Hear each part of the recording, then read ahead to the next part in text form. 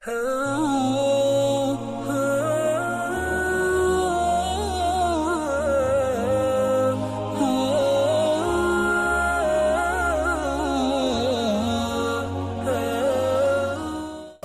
Hurairah radhiyallahu taala anhu tinggal bersama ashabus suffah. Bahkan beliau sebagai pemimpinnya. Beliau bercerita, ya, beliau dipanggil Rasul Aba Hirrah, ya Aba Hirrah. Karena apa? Karena beliau pernah suatu waktu bawa kucing dimasukkan ke bajunya. Jadi baju orang Arab dulu itu panjang seperti ini, jubahnya tapi panjang, namanya kum. Dimasukkan apa? Segala sesuatu masuk ke sini, ya, segala sesuatu masuk ke tempat ini. Abu Hurairah ketika itu memasukkan kucing.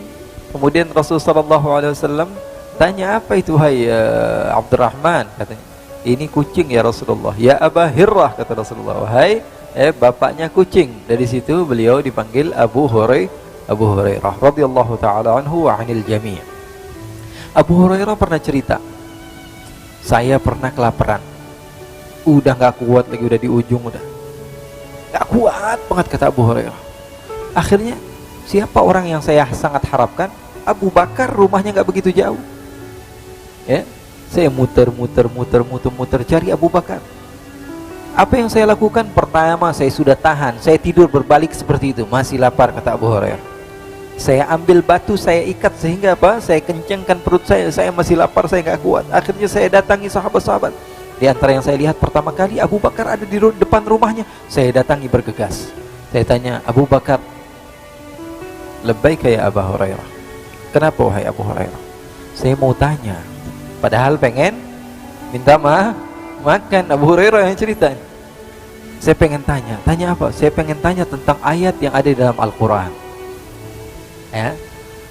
Ini asbabun nuzulnya bagaimana wahai Abu Hurairah? Kan engkau adalah orang yang lama hidup dengan Nabi. Ayatnya begini bunyinya gimana? Dijawab sama Abu Hurairah, sama Sayyidina Abu Bakar As-Siddiq dengan jawaban yang panjang, ya. Dan setelah jawabannya panjang, wahai Abu Hurairah, apakah ada pertanyaan lagi? Kata Abu Hurairah, udah nggak ada wahai Abu Bakar. Akhirnya Abu Hurairah pergi. Padahal niatnya apa? Habis ditanya, kamu sudah makan apa belum? Biasanya kan ditanya begitu. Anak santri nih tinggal sama Nabi, ya, biasanya ditanya, udah makan apa belum? Tadi dikasih makan apa? Belum, ya udah makan di rumah, begitu kan? Begitu, harusnya begitu, ngasih kode.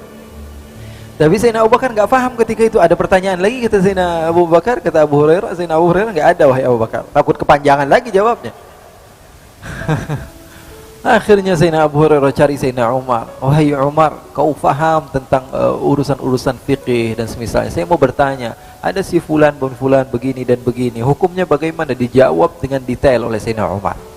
Kemudian setelah itu ada pertanyaan lagi, wahai Abu Hurairah. Kata Abu Hurairah, tidak ada. Karena dia berharap Umar bin Khattab mengajak dia datang ke rumah. Terus menerus ditanya lagi, saya sahabat Utsman ditanya, sahabat Ali bin Abi Thalib, dan semuanya nggak ngasih makanan. Semuanya ngira Abu Hurairah nggak ada apa namanya, nggak ada niat lain kecuali memang bertanya. Rasulullah SAW di depan rumah liatin Abu Hurairah bolak-balik. Rasulullah senyum. Kata Rasulullah SAW, Abu Hurairah, sepertinya perut kamu sudah lapar.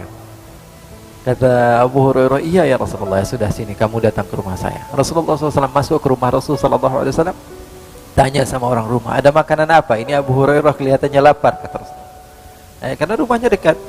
Lalu istri Rasulullah SAW mengatakan, ya Rasulullah, barusan ada orang yang mengantarkan kepada kita satu wadah isinya susu. Kata Rasulullah, ambil. Kata Abu Hurairah, alhamdulillah, ya, dapat makanan ini dari Rasulullah SAW. Kata Rasulullah SAW, Abu Hurairah, kamu ketua sufah kan? Iya wahai Rasulullah, kamu panggil ashabu sufah semuanya biar ikut kebagian minum susu ini. Inna lillahi wa inna ilaihi raji'un. Niatnya pengen minum sendirian, habis itu selesai kenyang enak tidur ini. Ternyata sahabat-sahabat ashabu sufah semuanya dipanggil. Berapa jumlahnya? 40 sampai 100 orang, semuanya minum kebagian, apalagi saya. Apalagi sebagai seorang ketua, sayyidul qaum khadimuhum, pemimpin dari setiap rombongan, mereka harus menjadi khadimnya. Akhirnya betul, kata Rasulullah, panggil semua. Akhirnya saya panggil semua ashabus suffah, saya panggil, ayo semuanya, ayo datang ke rumah Rasulullah. Kenapa? Ada makanan, ayo buruan, santri semuanya pergi. Akhirnya semuanya datang ke rumah Rasulullah SAW. Kata Rasulullah, Abu Hurairah, kamu jangan minum dulu, kasih yang lain dulu. Jadi Abu Hurairah bagiannya apa? Bagian megangin doang, lihat orang lain minum. Dia yang lapar, haus, tapi dia yang bagiin satu persatu orang minum. Satu lagi sudah minum semua, udah kebagian. Diintip-intip dikit, ini bentar lagi udah mau habis ini. Akhirnya sudah selesai semua. Rasulullah SAW katakan, sudah selesai semua? Sudah. Kata Rasulullah, katakan pada Abu Hurairah, wahai Abu Hurairah, kemarikan minuman tersebut. Kenapa ya Rasulullah? Saya mau minum juga, kata Rasulullah. Jadi Abu Hurairah belum minum, diambil sama Rasulullah, Rasulullah yang minum. Di sini ada pesan, Rasulullah tidak malu untuk meminum bekas sahabat-sahabatnya. Sallu ala Nabi Muhammad. Makhluk yang paling agung, paling utama tidak malu minum daripada bekas orang-orang yang tidak jelas tinggalnya di mana bersama-sama Rasulullah SAW, yang tidak memiliki rumah, yang tidak memiliki keluarga, mereka semua tinggal bersama Rasulullah SAW dan Rasulullah minum bekas mereka. Lalu kata Rasulullah, ya Abu Hurairah, kamu duduk, kamu minum. Abu Hurairah minum. Kata Abu Hurairah, alhamdulillah nih, bikin lumayan nih. Kata Rasulullah, isyrab. Minum lagi, kata Rasulullah.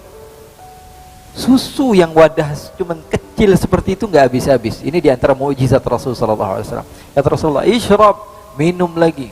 Kata Rasulullah, isyrab, minum lagi. Isyrab, minum lagi. Sampai kata Abu Hurairah, fa wallahi ya Rasulullah ma ajidu maslakan. Ya Rasulullah, saya sudah nggak dapetin tempat lagi buat naruh susu ya Rasulullah.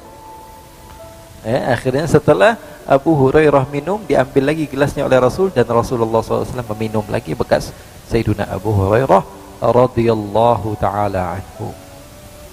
Sahabat Abu Hurairah radhiyallahu ta'ala anhu yang bernama Abdurrahman bin Sakhr al-Yamani ad-Dawsi. Jadi kita bisa ngebayangin di mana mereka tinggal ketika itu dan bersama siapa mereka hidup, sahabat-sahabat Rasul sallallahu alaihi wasallam. Nah, orang Badui tadi datang dari pedalaman. Apa yang dia ingin lakukan? Datang ke masjid untuk buang air kecil di masjid. Sesampainya di masjid, sahabat-sahabat marah, murka, ini orang kurang ngajar. Masjid Rasulullah SAW digunakan untuk buang air kecil. Semua sahabat mendatangi orang tersebut sehingga mau dipukul ini orang. Kurang ngajar, melecehkan rumah Allah Subhanahu wa taala. Rasulullah seketika datang, kata Rasulullah, biarin dia buang air dulu. Selesai dia buang air. Karena Rasulullah cerdas, Rasulullah pintar. Kalau orang lagi kencing, buang air kecil, dikejar, apa yang terjadi? Satu masjid akhirnya najis. Tapi Rasulullah SAW biarkan selesaikan di situ. Jadi kita ketahuan di mana najisnya di satu tempat. Kadang-kadang kan kita kalau marah nggak mikir lagi, yang penting marah. Ini untuk agama, ini masjid dilecehkan. Akhirnya dengan perbuatan dia malah masalah menjadi melebar.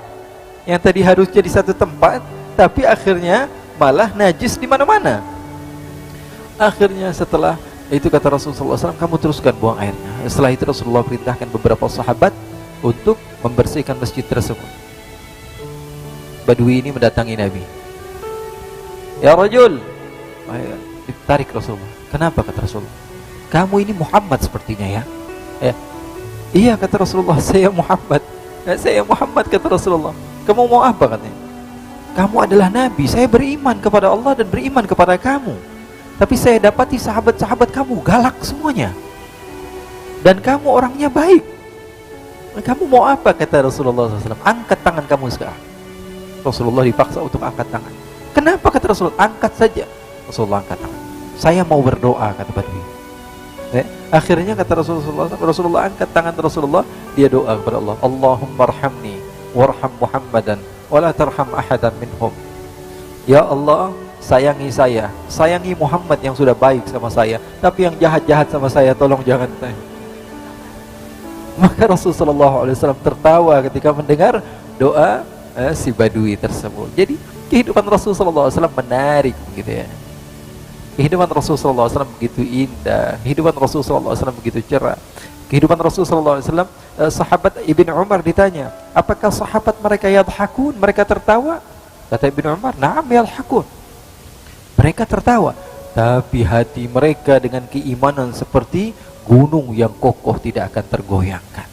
Mereka tertawa, tertawa di siang hari, tapi di malam hari mereka seperti orang-orang yang layu dan menangis di hadapan Allah Subhanahu wa taala.